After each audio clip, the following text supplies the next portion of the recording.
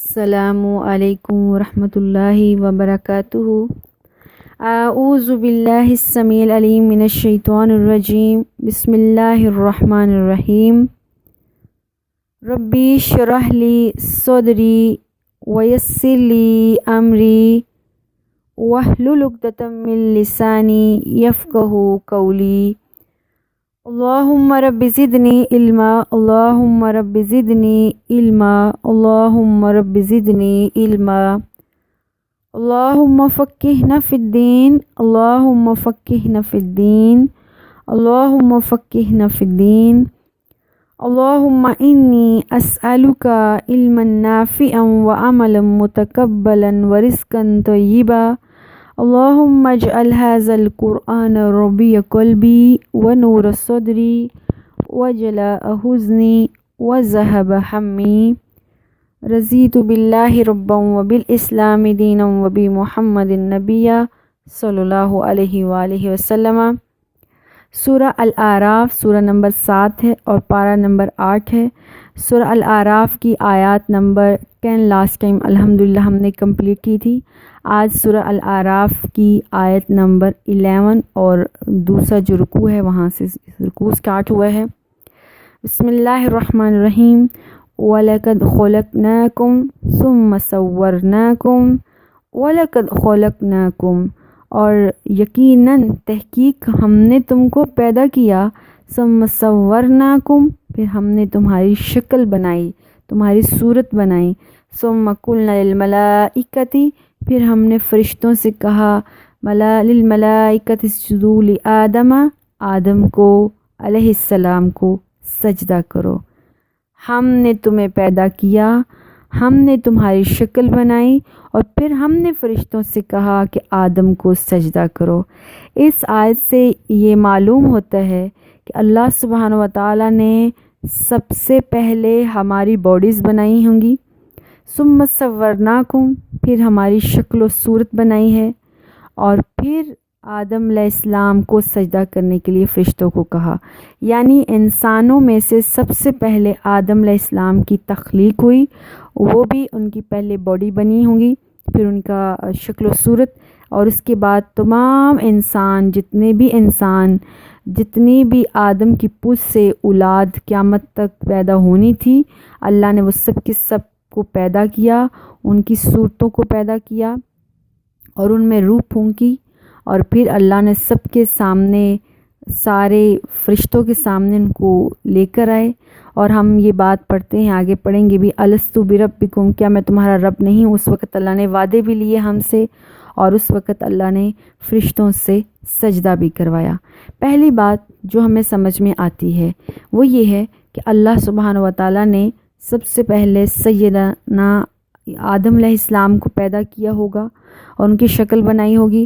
اس کے بعد آدم کو سجدہ کرنے سے پہلے اللہ نے آدم کی تمام مخلوق کو پیدا کر کے اس میں روح ڈال کے سب کے سامنے کھڑا کیا، اور ان کے سب کے سامنے آدم علیہ السلام کو فرشتوں نے سجدہ کیا۔ پہلی بات تو یہ۔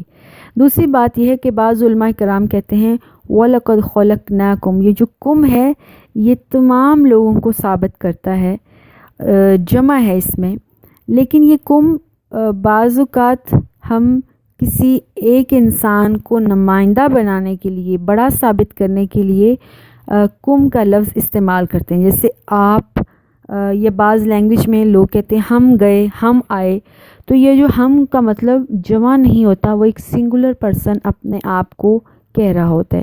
یا ہم کسی کو آپ کہتے ہیں تو آپ سے مراد آپ لوگ، زیادہ لوگ نہیں، بلکہ آپ کوئی بڑا ہوتا ہے۔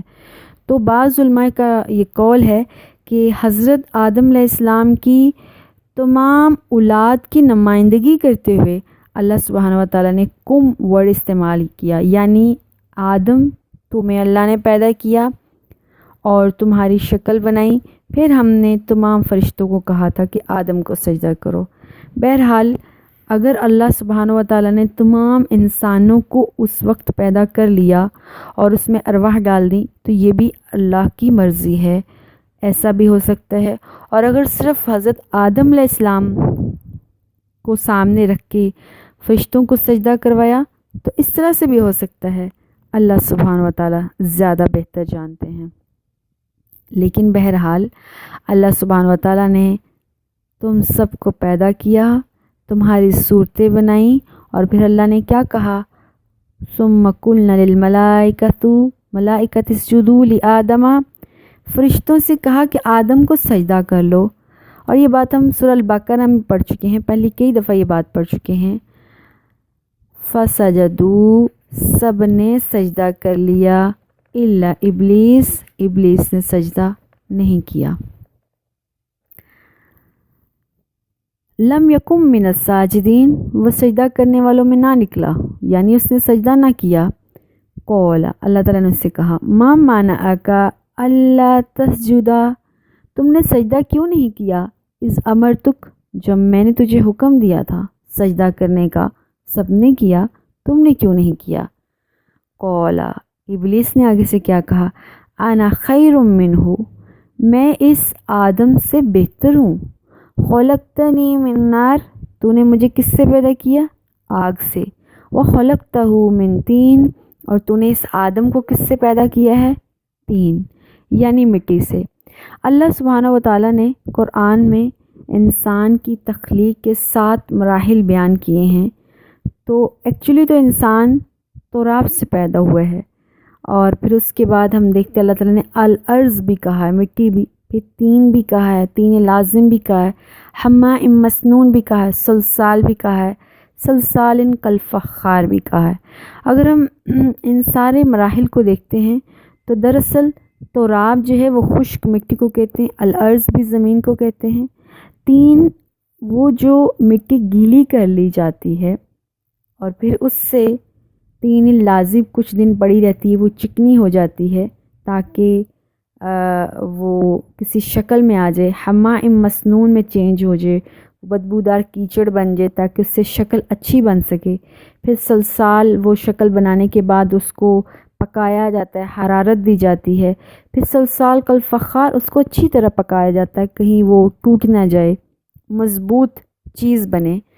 تو آدم علیہ السلام کو اللہ تعالیٰ نے جو بار بار قرآن میں آ رہا تین، تو تین گیلی مٹی کو کہتے ہیں۔ تو ظاہر ہے جب مٹی گیلی ہوگی تو اس کے بعد ہی اس سے کوئی شکل بنائی جائے گی۔ سورہ صاد کی آیت نمبر 75 میں بھی اللہ تعالیٰ نے یہ کہا ہے کہ لما خلقت بیدی، یعنی آدم علیہ السلام کا پتلا اللہ تعالیٰ نے اپنے ہاتھ سے بنایا تھا، اور پھر اللہ تعالیٰ نے اپنی روح پھونکی تھی۔ آدم علیہ السلام کے اندر جو پتلا ہاتھ سے بنانے کے بعد اس کے اندر روح پھونکنا اللہ کی، وہ یہ ثابت کرتا ہے کہ انسان کے اندر قوت ارادہ ہے، اختیار ہے، قوت تمیز ہے، عقل ہے، جو انسان کو باقی تمام جانداروں سے افضل قرار دیتی ہے، ممتاز بناتی ہے۔ تو اس کا مطلب یہ ہرگز نہیں ہے کہ اللہ نے انسان کو پیدا کیا ہے اور اس میں اپنی روح پھونکی تو انسان جو ہے وہ حلول ہو گیا ہے اللہ میں، نہیں، بلکہ اللہ نے وہ جو روح پھونکی ہے اس سے اس کو باقی جانوروں اور جانداروں سے افضل قرار دیا ہے، ممتاز قرار دیا ہے۔ تو اللہ نے انسان کو کس سے بنایا؟ تین سے۔ اور اب جب شیطان نے انسان کو سجدہ نہیں کیا تو وہ کیا کہہ رہا ہے کہ میں اس کو اس لیے سجدہ نہیں کر رہا کہ میں اس سے بہتر ہوں، میں آگ سے پیدا ہوا ہوں، اور یہ کس سے پیدا ہوا ہے؟ تین سے پیدا ہوا ہے، مٹی سے پیدا ہوا ہے۔ گویا کہ ابلیس کا جو گمان ہے وہ یہ ہے کہ آگ مٹی سے افضل ہے، اور اگر دیکھا جائے تو آگ جو ہے وہ سافٹ ہوتی ہے، ہلکی ہوتی ہے، اور مٹی جو ہے وہ بھاری ہے۔ آگ نیچے سے اوپر کی طرف اٹھتی ہے اور اوپر مٹی جو ہے اوپر سے نیچے آتی ہے۔ اس طرح سے آگ اپنی شکل اور رنگ بدلتی رہتی ہے، مگر مٹی میں یہ قوت نہیں ہے کہ وہ اپنی شکل اور رنگ بدلے، جب تک اس میں محنت نہیں کی جاتی، اس پر ٹائم سپینڈ نہیں کیا جاتا، اس وقت تک اس میں چینجنگ نہیں آتی۔ اسی طرح دیکھا جائے تو آگ ہر چیز کو جلا کر فنا کر دیتی ہے، جبکہ مٹی سے نباتات، ہر قسم کے پھل، گلے اور درخت وغیرہ پیدا ہوتے ہیں۔ یعنی آگ کی طبیعت میں سرکشی ہے اور مٹی کی طبیعت میں انکساری اور توزع ہے۔ اسی آگ کی فطرت پر جو ابلیس، اس نے اللہ کی نافرمانی اور تکبر اختیار کیا ہے، اور انسان جو ہے وہ اسی مٹی کی جو خاصیت اس میں ہے، توضع ہے، انکساری ہے مٹی میں، اللہ تعالیٰ کی نافرمانی اگر کر بھی لے تو اللہ تعالیٰ سے معافی مانگ لیتا ہے اور اللہ کا قرب اختیار کرتا ہے۔ تو یہ جو انسان کے اندر کوالٹیز ہیں اس کی بنا پر تو آگ اور مٹی میں جو زیادہ افضل ترین چیز سمجھ میں آتی ہے وہ مٹی ہے، آگ نہیں ہے، کیونکہ آگ نے آدم علیہ السلام کو سجدہ کرنے سے روکا، ابلیس کو، اور اس کو جنت سے باہر نکلوا دیا ہے اور اس کو فخر کروایا ہے اپنے اوپر کہ میں ممتاز ہوں باقی مخلوقات سے۔ اب جو ہے ہم ایک چیز یہاں بہت خوبصورت ہے جو ہمارے سمجھنے کے لیے ہے، وہ یہ ہے کہ اس وقت ہم لوگ اپنی دنیا کی کشمکش میں اور اپنی زندگیوں کے اندر اس قدر کھو چکے ہیں کہ ہمیں بعض اوقات یہ بھی بھول جاتا ہے کہ ہمیں پیدا کس نے کیا ہے اور ہم پیدا کیسے ہوئے ہیں۔ شیطان کی ایک یہ جو بات ہے اس کو ایٹ لیسٹ یہ اکنالج تھا، خلقتہ، تم نے مجھے پیدا کیا۔ آج وہی شیطان جو خود تو اللہ کو اپنا رب مان رہا ہے کہ مجھے اللہ نے پیدا کیا ہے، خلقتنی من نار، تو نے مجھے آگ سے پیدا کیا، خود وہ یہ بات مانتا ہے کہ اللہ نے مجھے پیدا کیا ہے، اللہ تو نے مجھے پیدا کیا آگ سے، لیکن ہمارے اندر سے وہ اس بات کو نکلوانے کی پوری کوشش کرتا ہے کہ ہم اپنے رب کو پہچان نہ پائیں۔ اس رب نے ہمیں پیدا کیا ہے، ہمیں رب تک پہنچنے نہیں دے رہا، ہمیں اپنے رب سے دور کر رہا ہے۔ یہ اس کے اندر یہی ایک دشمنی اور ہمارے جو اگینسٹ اس کی انا ہے، جو اس کا بغض ہے، یہ اس کی وجہ سے وہ کرتا ہے۔ قَالَ مَا مَنَعَكَ أَلَّا تَسْجُدَ إِذْ أَمَرْتُكَ، اللہ نے کیا اس کو کہا؟ آیت نمبر 12 میں سورہ الاعراف، جب اللہ نے سے پوچھا تجھے کیا ہو گیا ہے، جب میں نے تجھے سجدہ کرنے کا حکم دیا تو نے سجدہ کیوں نہیں کیا؟ اس نے کیا کہا؟ قَالَ أَنَا خَيْرٌ مِّنْهُ، میں اس آدم سے بہتر ہوں، کیونکہ خلقتنی من نار، تو نے مجھے آگ سے پیدا کیا ہے، وخلقتہ من طین، اور تو نے آدم کو مٹی سے پیدا کیا ہے۔ قال، اب اللہ نے اس کو کیا کہا؟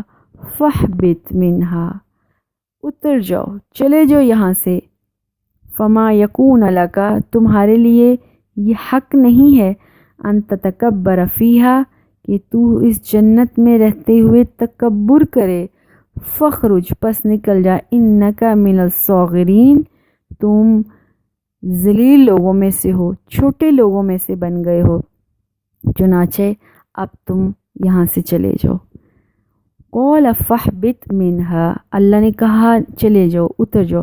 فاہبط کہتے ہیں دراصل اونچے مقام سے نیچے کی طرف آنا، تو ابلیس تم جس اونچے مقام پر تھے وہاں سے تم باہر نکل جاؤ، اور جنت یعنی جو اونچے مقام پر ہے وہاں سے نیچے اتر جاؤ۔ اب تمہارے یہ لائق نہیں ہے کہ تم اس جنت میں رہو، کیوں نے انت تکبر فیہا، اس جنت میں رہتے ہوئے تو نے تکبر کیا ہے۔ یہ بات ہمیں کیا سمجھاتی ہے؟ تکبر وہ چیز تھی جس کی وجہ سے شیطان اس جنت سے باہر نکل گیا، اور اللہ کسی متکبر کو وہاں رہنے نہیں دے گا۔ گویا کہ کیا سمجھ میں آیا؟ متکبر کا یہ حق ہی نہیں پہنچتا اس کو کہ وہ جنت کے پاس بھی بھٹکے، کیونکہ انت تکبر فیہا، اللہ نے کیا کہا؟ تیرے یہ حق نہیں تھا کہ تو تکبر کرتا۔ فخرج، تو نکل جا، انک من الصاغرین، اب تو ذلیل لوگوں میں سے ہو گیا ہے۔ یہ تکبر کی لعنت ایک ایسی لعنت ہے جو انسان کو وہ سمجھتا ہے کہ وہ سب سے اونچا ہے، متکبر ہے، لیکن اللہ کے نزدیک وہ صاغر ہے، سب سے ذلیل ہے، سب سے چھوٹا ہے، اور وہ اس جنت کے قریب بھی بھٹکنے والا نہیں ہے۔ اللہ سے دعا ہے اللہ تعالی ہمیں متکبر میں سے نہ کرنا، کیونکہ ہم دیکھتے ہیں کہ ابلیس کے جو ہے وہ 3 قانون، جو جس 3 قصور کی وجہ سے اللہ نے اس کو جنت سے نکالا ہے، وہ یہ ہیں کہ ایک تو اس نے اللہ کے حکم کو نہیں مانا، جو اللہ نے حکم دیا آدم کو سجدہ کرنا ہے۔ دوسرے، جو فرشتوں کی جماعت میں وہ رہتا تھا وہ سجدہ کرتے تھے، اور اس وقت وہ سجدہ نہ کرنے کی وجہ سے اس جماعت سے الگ ہو گیا تھا۔ اور تیسری بات، وہ نافرمانی جب کر چکا تھا اللہ سبحانہ و تعالیٰ کی، اب اس کو شرمندہ ہونا چاہیے تھا، نادم ہونا چاہیے تھا، تو نافرمانی پر نادم ہونے کی بجائے اس نے تکبر کیا، خود کو بڑا سمجھا اور آدم علیہ السلام کو نیچا سمجھا۔ اللہ تعالیٰ نے اس پر لعنت کی، اس کو ذلیل و رسوا کیا اور اس کو ہی سب سے نیچے کر دیا۔ اب جب اس کو سب سے نیچے کیا تو قولا، ابلیس نے کہا، انظرنی الی یوم یبعثون، اے اللہ مجھے اب مہلت دے دے، کب تک؟ روز محشر تک۔ قال انظرنی، ابلیس نے کہا اچھا تو پھر ایک کام کیجیے اللہ، وہ یہ کہ مجھے مہلت دے دیجیے یوم یبعثون، اس وقت تک جس دن لوگوں کو دوبارہ قبروں سے اٹھایا جائے گا، یعنی قیامت کے دن تک۔ قال، اللہ نے کہا، انک من المنظرین، ٹھیک ہے تجھے مہلت دی جاتی ہے۔ ابلیس نے یہ مہلت کیوں مانگی؟ اس لیے کہ اس نے اپنے اندر یہ عزائم رکھ لیے تھے، یہ اپنے اندر ایک بات رکھ لی تھی۔ وہ کیا ہے کہ اس آدم علیہ السلام کو سجدہ نہ کرنے کی وجہ سے میں اللہ کی نظر میں گر گیا ہوں، اب میں اس کا دشمن بن جاؤں گا۔ میرا کوئی قصور نہیں تھا، میری کوئی گناہ نہیں تھا جس کی وجہ سے مجھے یہ سزا ملی ہے، یہ سزا صرف آدم علیہ السلام کی وجہ سے ملی ہے، تو میں قیامت تک مہلت مانگ لیتا ہوں، آدم اور اس کی اولاد کو ورگلاؤں گا، بہکاؤں گا، اور وہ جو جس وجہ سے میں جنت سے نکلا، اللہ کا حکم نہ ماننا، ان کے اندر وہ چیز ڈالوں گا کہ یہ اللہ کا حکم نہ مانے۔ دوسرا، یہ فرشتے جو اس کو سجدہ کر رہے ہیں اور آج یہ فرشتوں سے افضل ہو رہے ہیں، وہی فرشتے ان کے لیے بد دعا کریں، ان کے لیے لعنت کریں، وہ ان کے اندر ڈالوں گا، ایسی برے اعمال ڈلوانے کی کوشش کروں گا، کروانے کی کوشش کروں گا۔ اور تیسری جو سب سے بڑا گناہ ابلیس کا تھا، وہ اللہ کے سامنے نافرمانی کرنے کے بعد نادم اور پریشان ہوتا، اس نے اوپر سے تکبر کیا، تو وہی وہ خوبی اور خامی جو بھی اس کے اندر تھی، وہ بری عادت، وہ انسانوں کے اندر، آدم کے بچوں کے اندر ڈالے گا، تاکہ وہ بھی غلطی کرنے کے بعد معافی نہ مانگیں، شرمندہ نہ ہوں، بلکہ آگے سے تکبر کریں اور وہ سمجھیں کہ میں زیادہ بہتر ہوں۔ یہ وہ خامیاں تھی جو اس کے اندر تھی، جس کی وجہ سے وہ دھتکارا گیا، لعنت اس پر ڈالی گئی، وہی چیزیں وہ آدم اور اس کے بچے میں پیدا کرنا چاہتا ہے۔ قال فبما اغویتنی، اب اس نے کیا کہا ابلیس نے، اے اللہ فبما، پس کیوں تو نے اغویتنی، مجھے گمراہ کیا، مجھے گمراہی میں مبتلا کیوں کیا ہے تو نے؟ اب تم نے مجھے اگر گمراہی میں مبتلا کیا ہے، لَأَقْعُدَنَّ لَكَ لَهُمْ صِرَاطَكَ الْمُسْتَقِيمَ، میں تیرے بندوں کے لیے اس کی سیدھی راہ پر گھات لگا کر بیٹھا رہوں گا، نشان لگا کر بیٹھا رہوں گا۔ ابلیس ابھی بھی یہ بات نہیں مان رہا ہے کہ میں اپنے قصور کی وجہ سے، اپنی نافرمانی کی وجہ سے اس جنت سے نکلا ہوں، بلکہ اب وہ اپنی نافرمانی، گمراہی کا الزام اللہ پر لگا رہا ہے، اور وہ کہہ رہا ہے کہ تو نے مجھے چونکہ گمراہ کیا ہے، تو نے مجھے مبتلا کیا ہے اس آزمائش میں، تو میں بھی اب تیرے بندوں کے راستے میں بیٹھوں گا، ابھی میں تیرے بندوں کو ورگلاؤں گا اور میں تیرے بندے کو پھسلاؤں گا تاکہ وہ سیدھے راستے سے ہٹ جائیں۔ لَأَقْعُدَنَّ لَهُمْ صِرَاطَكَ الْمُسْتَقِيمَ، میں ان کو ان کے سیدھے راستے سے، جو صراط مستقیم کا راستہ ہے، اس سے ان کو ورگلاؤں گا، اس سے ان کو دور کروں گا۔ شیطان نے، ابلیس نے سیدھا راستہ کیوں کہا، صراط مستقیم کیوں کہا؟ اس نے یہ کیوں نہیں کہا کہ میں ان کے سیدھے راستے پر بیٹھوں گا؟ یہ کیوں کہا کہ صراط مستقیم؟ صرف صراط بھی کہہ سکتا تھا، کیونکہ وہ جانتا تھا کہ اللہ کا راستہ صرف سیدھا نہیں ہے، صراط مستقیم ہے، اور صراط مستقیم اسٹریٹ راستے کو نہیں کہتے ہیں۔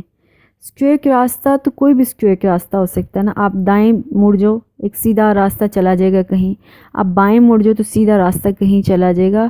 صراط مستقیم سے مراد ہے بالکل سامنے والا سیدھا راستہ، نہ وہ دائیں کو مڑ کر سیدھا جائے گا، نہ وہ بائیں کو مڑ کر سیدھا جائے گا، بلکہ سامنے والا جو راستہ ہے وہ بالکل سیدھے والا، سامنے سیدھی لائن۔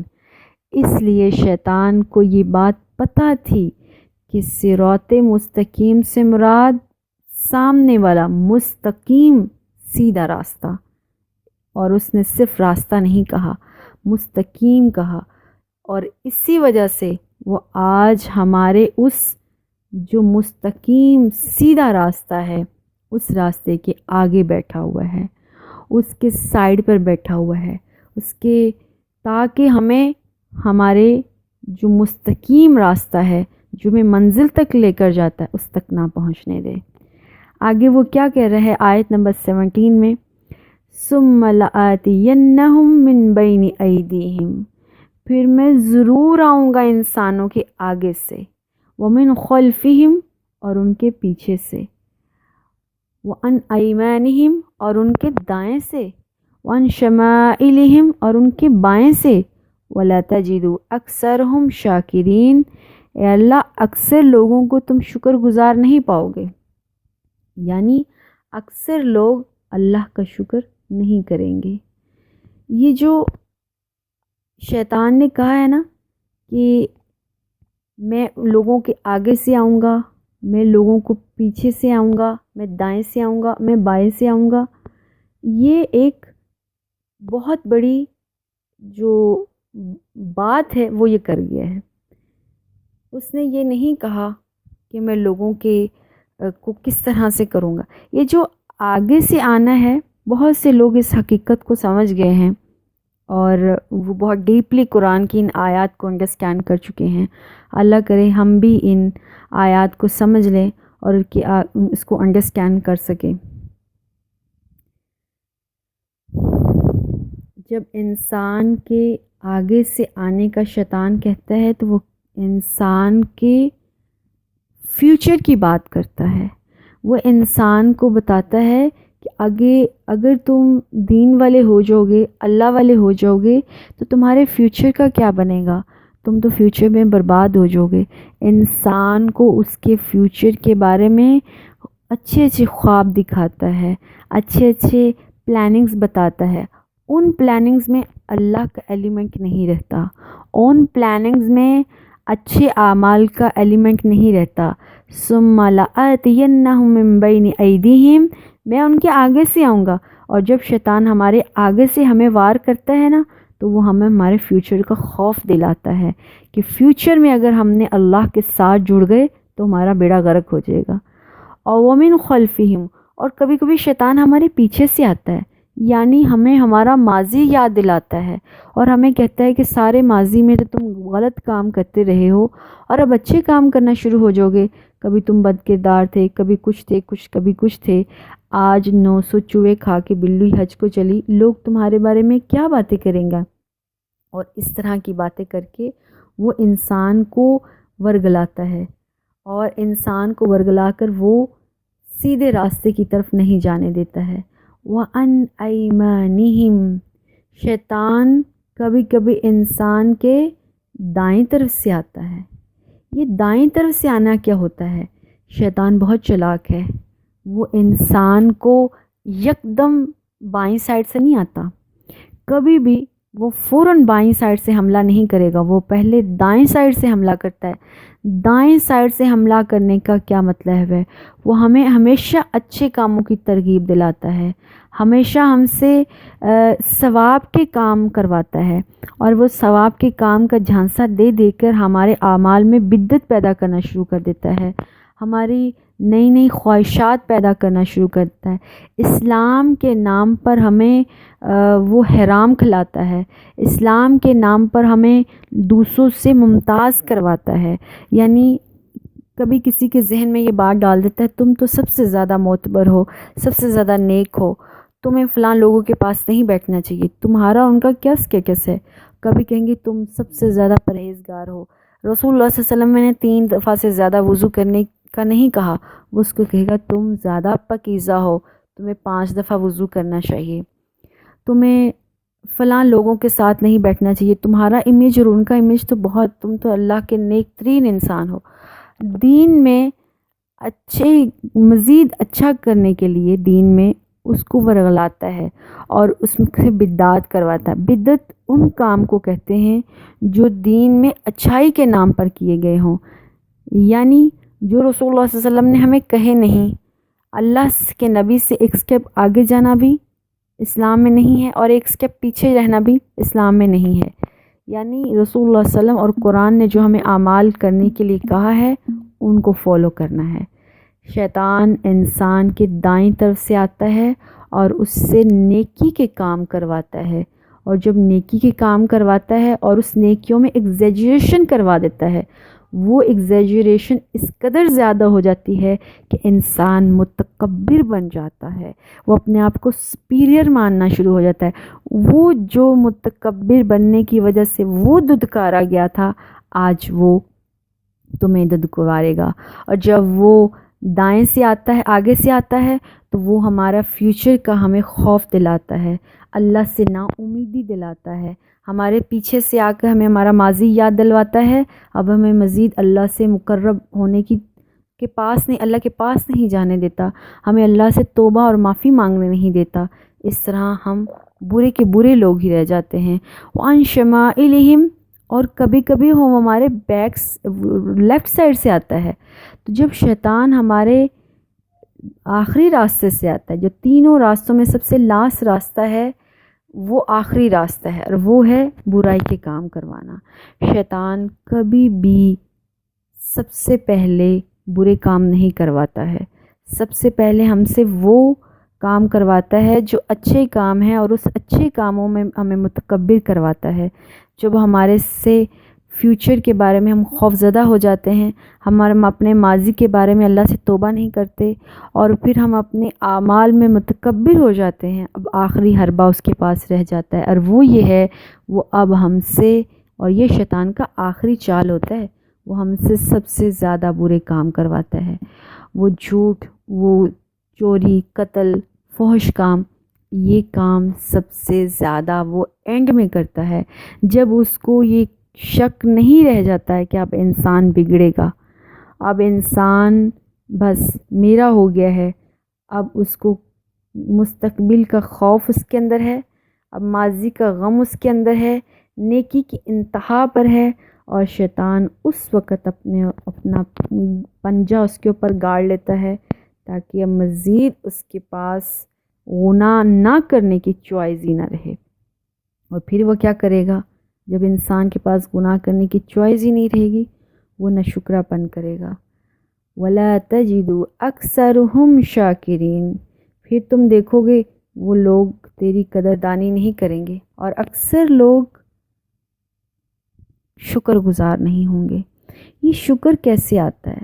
یہ دل میں تسلی آتی ہے، سکون آتا ہے تو انسان کے اندر شکر آتا ہے، اور انسان صرف اپنے اللہ کے احسانات کا شکر نہیں کرتا، بلکہ جو اللہ نے اس کو جان دے رکھی ہے، جو رشتے اس کے ارد گرد ہیں، جو دولت اس کے ارد گرد ہے، جو وقت ہے، جو ہدایت ہے، وہ ساری کی ساری چیزیں ہیں جو انسان کو اللہ کی قدردانی کی طرف راغب کرتی ہے۔ لیکن جب انسان کو اپنے فیوچر کا خوف اس کے دماغ میں ہے، ماضی کا غم اس کو کھائے جا رہا ہے، اور اس کو نیک اعمال بڑھ بڑھ کے کرنے کی ضرورت پڑی ہوئی ہے، اور اس کے اندر ان نیک اعمالوں کی کرنے کی دوڑ میں وہ رشتہ داروں کے حقوق بھول جائے گا، ہمسائے کی تیمارداری بھول جائے گا، باقی ارد گرد کے رشتوں اور ریلیشنز کو جو ان کے حق اور حقوق تھے وہ پورا کرنا بھول جائے گا، اور پھر آخر میں وہ دوسرے برے اعمال کرنا شروع ہو جائے گا، جس میں چوری چکاری اور دوسری سب چیزیں ہیں۔ تو وہ شکر گزار کہاں سے رہ جائے گا؟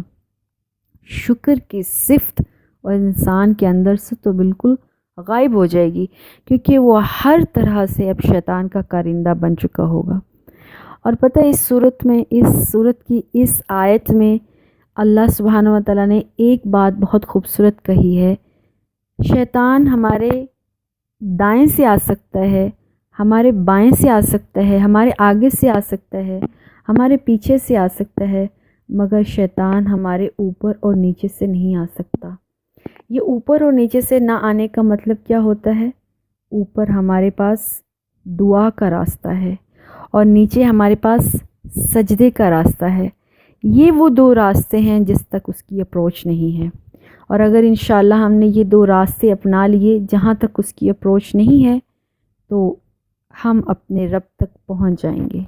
پھر وہ کبھی بھی ہمیں دائیں اور بائیں اور آگے اور پیچھے کسی راستے سے ورگلا نہیں سکے گا، اور اس وقت وہ ہمارے صراط مستقیم پر بھی کھڑے ہونے کی طاقت نہیں رکھ پائے گا، اور اس وقت انشاءاللہ ہم صراط مستقیم پر ہوں گے۔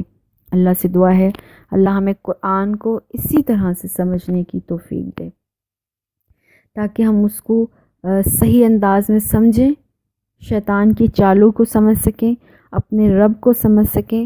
آگے انشاءاللہ ہم مزید کل پڑھیں گے۔ والسلام علیکم ورحمۃ اللہ وبرکاتہ۔